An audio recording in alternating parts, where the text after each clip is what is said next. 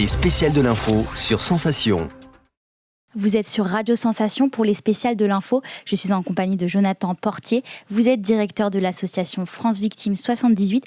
Depuis peu, vous avez ouvert une permanence pour accompagner les victimes de LGBT-phobie. Est-ce que vous apportez, selon vous, une réponse suffisante pour accompagner ces victimes ? À notre niveau, j'espère. Après, c'est qu'une initiative finalement parmi d'autres qui pourrait être peut-être du coup plus globale et donc plus nationale à l'échelle du département.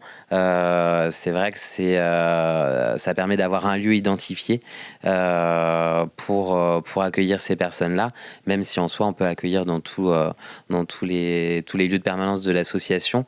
Mais voilà, ça permet aussi de donner une visibilité à ces actes-là, à ces victimes-là qui ne le sont pas forcément visibles au niveau des chiffres de la justice sur le département ou dans l'opinion publique aussi de façon générale. Est-ce que justement l'objectif c'est aussi de mieux faire connaître la LGBT-phobie face à la justice ?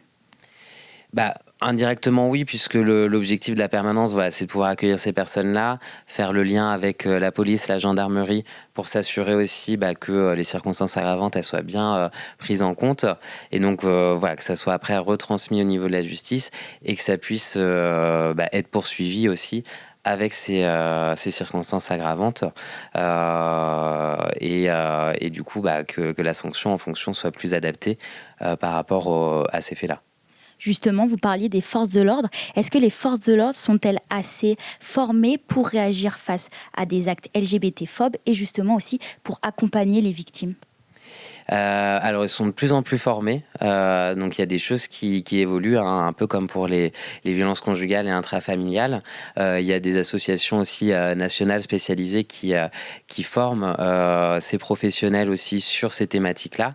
Après, il y a toujours place pour amélioration et on est encore confronté alors pas au quotidien, puisqu'on n'a pas forcément au quotidien ces retours-là, mais régulièrement à des discours qui émanent malheureusement de la police ou de la gendarmerie sur ces thématiques-là, qui ne sont pas adaptées et qui vont des fois bloquer les personnes à entamer des démarches.